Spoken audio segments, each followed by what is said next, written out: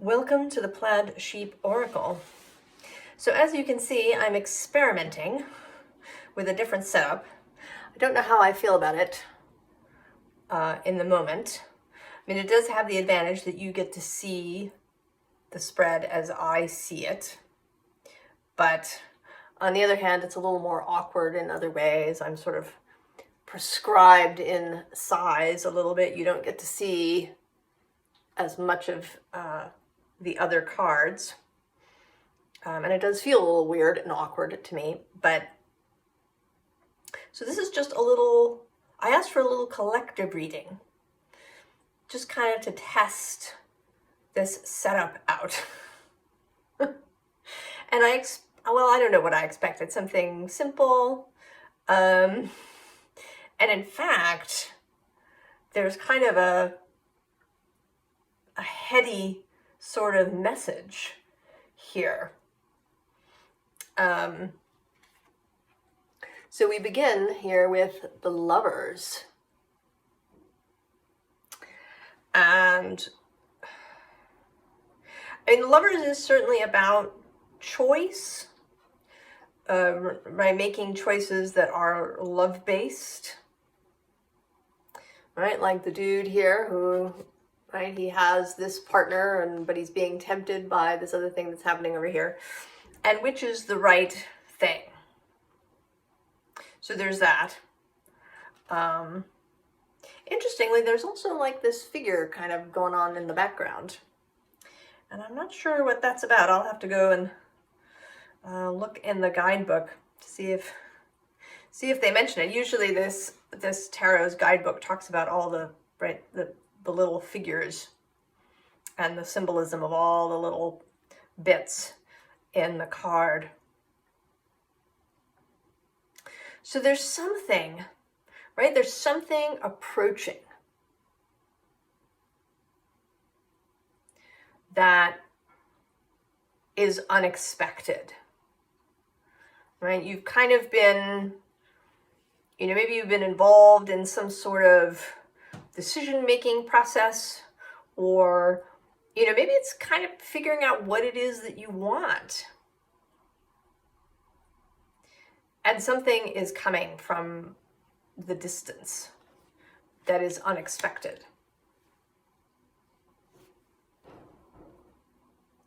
And then the first card is the Two of Cups. And I mean, taking it and the other stuff into account, this is absolutely about love. Now, it could be a lover, a person, a romantic relationship, or it could be coming into union with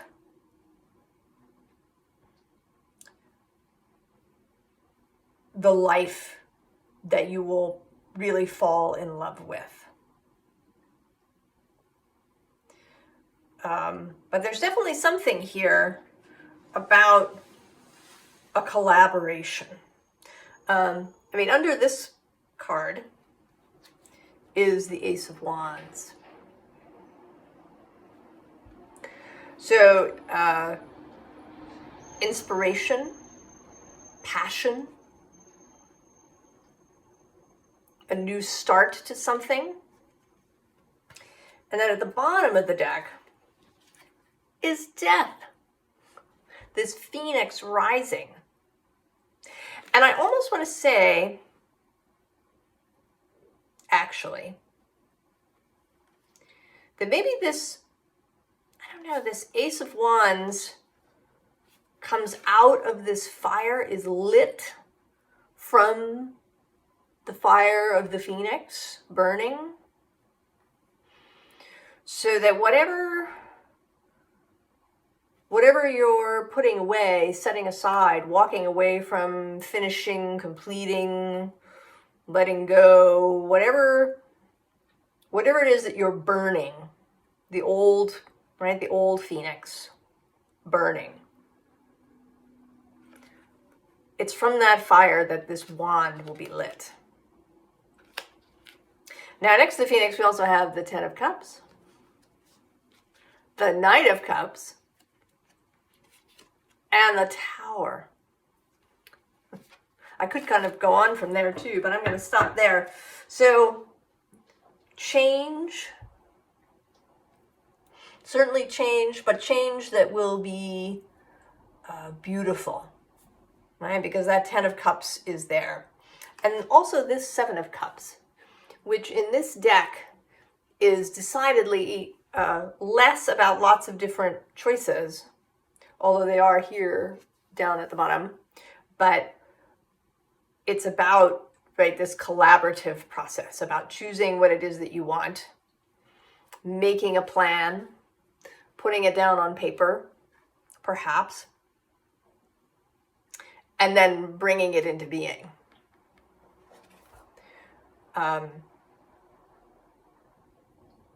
And because there are these two people, and I want to say that it's not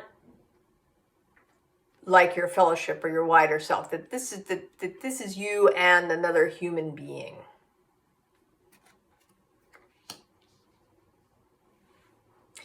And then we have these two queens. The Queen of Pentacles and the Queen of Cups. And this is also why I feel like it might be two people. That each of you brings a different energy to the table. That there's this very earthy, strategic, structured, building energy. And then there's this more fluid, nurturing,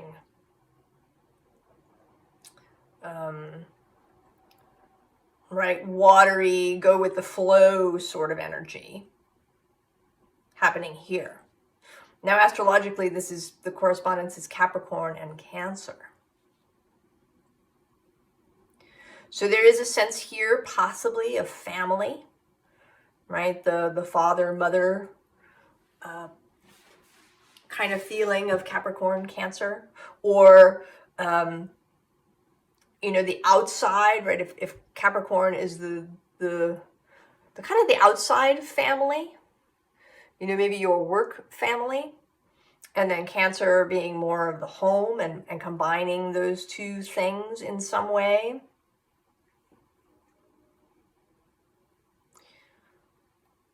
But there is this, right, this balance between, you know, strategic thinking, making a plan, getting all your ducks in a row, and then also moving more fluidly, being flexible, being able to change direction when that is required.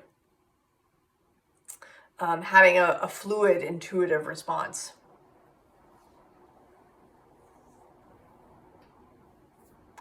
And then the Star.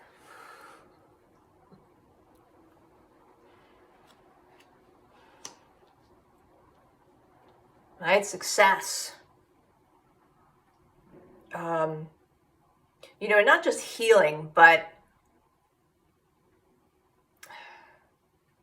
I almost want to say resurrection.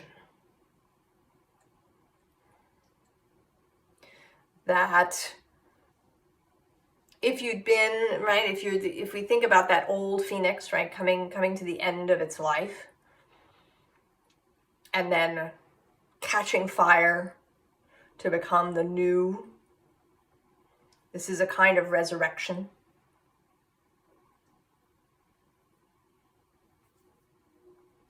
And then we have the Queen of Swords. Rather pensive here in this deck. A bit softer in her pink gown than many Queen of Swords. So this seems actually to me today to be kind of a, right, like the synergy between these two.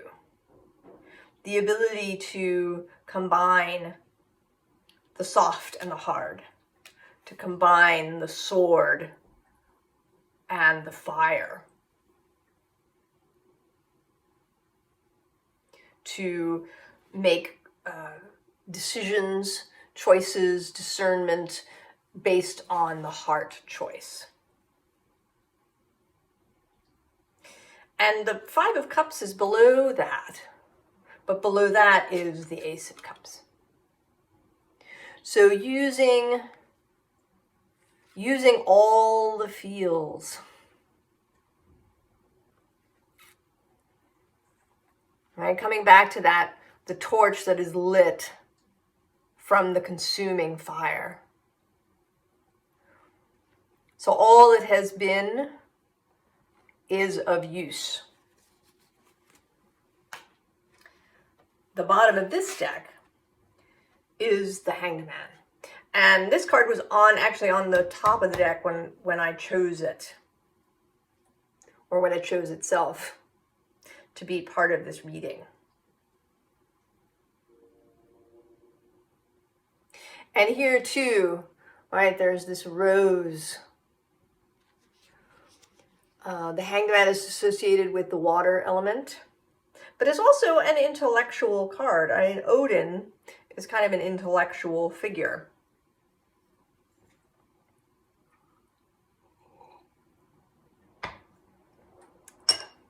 He hangs there and gives up his eye in order to get the secret of the runes. So there is an intellectual element to the Hanged Man, right? You're considering things from this alternate perspective. But with the rose there, right, that the perspective that you're taking is that of Venus, right? Of what you love, of what has value, of what is emotionally resonant.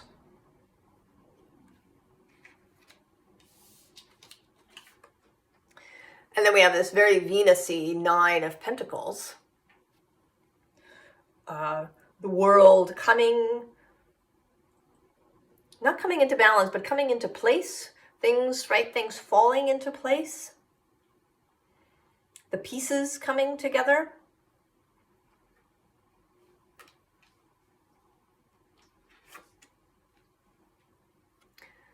And then the world.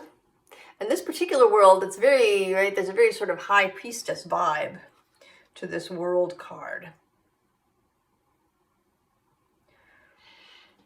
So this too feels again like this combining of things. The combining of earth and water. Right, of this high priestess moon with this world earth card. And also the moon and Saturn coming together. Saturn is associated with the world card. And if you have a Saturn and moon aspect in your chart, that can be a challenging aspect, especially if it's something like a conjunction. Or an opposition or a square, where during the earlier part of your life, Saturn may exert a restrictive force on your emotions and on how you express them, and on whether you really can mix earth and water easily. But one of the gifts of living is that we gain experience. We have more wisdom. We have more flexibility. We can start to see the benefits of Saturn in relationship to the moon, and also for our Saturn to see the benefits of greater emotional expression. And I sort of feel like that is coming through here in this 10 of Wands.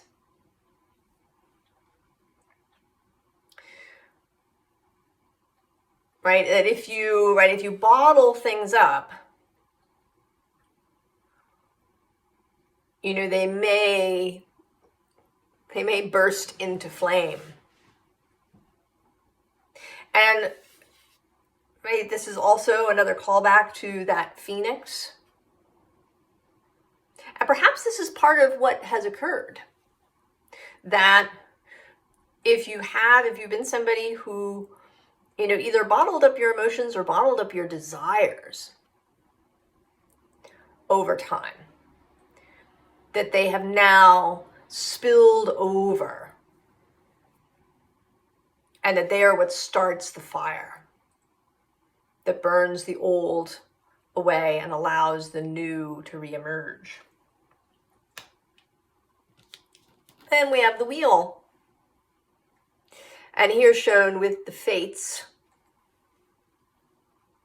Clotho, Lachesis, and Atropos, spinning and weaving and cutting at the loom of fate. So there is some aspect of all of this that is out of your hands. I mean, regardless of what you've been doing and your ability to deal with this fire, to allow yourself to be resurrected, the experiences you've had, maybe the practices that you engage in, all of these things are important, but there is also an aspect here that you do not control. There is an alignment that is larger than just you, because you are part of a co-creation. So although this other person who seems to be here, they aren't showing up very clearly. I don't get like a strong sense of them. And it may be that they're not, right, that you haven't met them yet. If it really is another person, whether that's a romantic, a friend, or some sort of work collaboration. Although if it is a work collaboration, it's going to extend beyond that. It's going to be an emotionally intimate relationship, even if it is not romantic.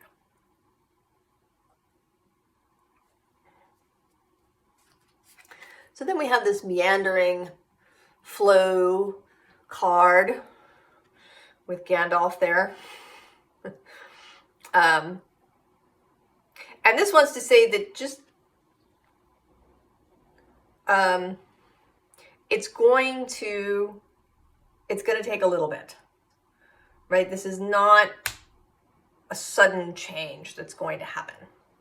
There is going to be a little bit of time, a little bit of space. Several things may happen before you really begin to feel this, before maybe you meet this person,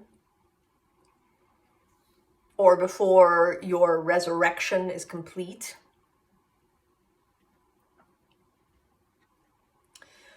We have this owl spirit card here with wisdom coming out. And I want to say that, right, is related to this world card, to this Moon-Saturn conjunction, to this ability to manage those emotions that want perhaps to spill out. Once you become resurrected. The bottom of this pile, not surprisingly, has the willow spirit with flexibility. Yeah. So tempering, right? Tempering each thing. Knowing that some planning and strategy and structure is useful, and also knowing that flexibility and intuition and following your feeling is also important. Being able to combine those things. And then we have the Wild Rose Fairy with love. This transcending Pegasus. And then this unicorn, which says purity. And I want to say that it's not so much purity as it is alignment. So the unicorn doesn't follow you because you happen to be a maiden. But because you are in alignment.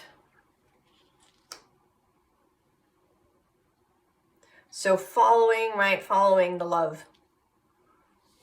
Transcending previous restrictions. Transcending previous patterns.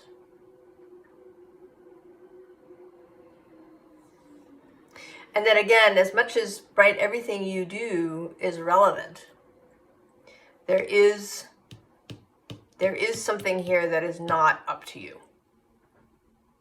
And that you may not be able to rush it, right? You can't rush it. It'll come when it is ready to. The advice,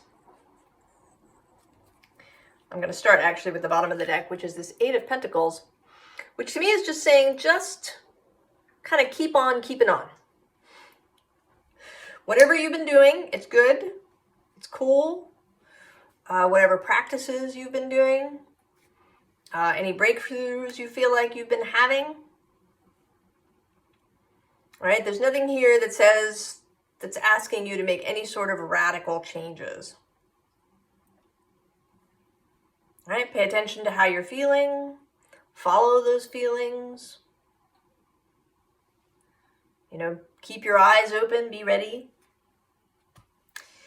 But then at the top here, we have this Hierophant. And then this Ace of Pentacles. So this feels to me like, right, this energy that is outside of you. The energy of Source itself. Or perhaps all of your guides and your wider self moving together to present this new pentacle. And then your job, right, to see yourself, right, to understand that you are the magician, that when these elements are presented to you, you can act on that.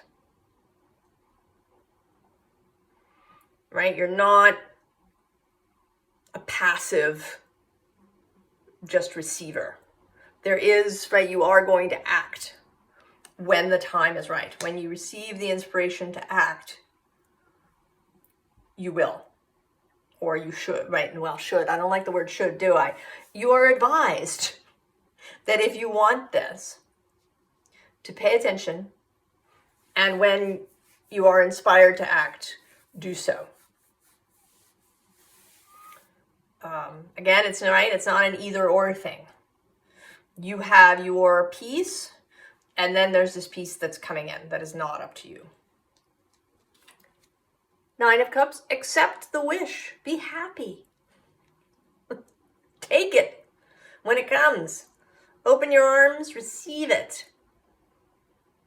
with gratitude and appreciation and joy. And then the final card is this Wheel of Fortune repeating. So a repeated admonition to not, right, like don't get up in your head. Is there something else I should be doing? I haven't received an inspiration to act. Is what's going on?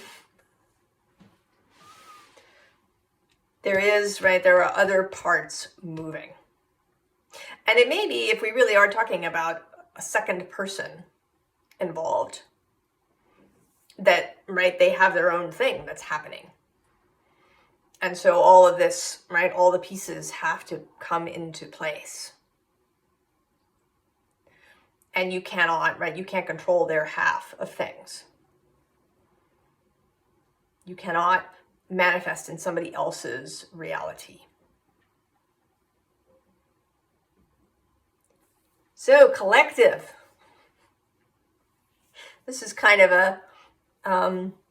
a bigger thing. I mean, because it feels, right, with the star and the world and the Wheel of Fortune.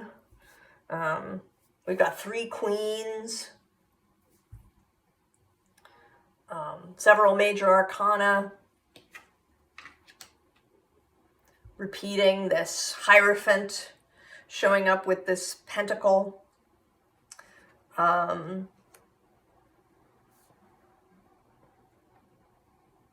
So there is something that is falling into place at the moment. So just keep your eyes open. I wish you all the very, very best, and I will see you next time. So long.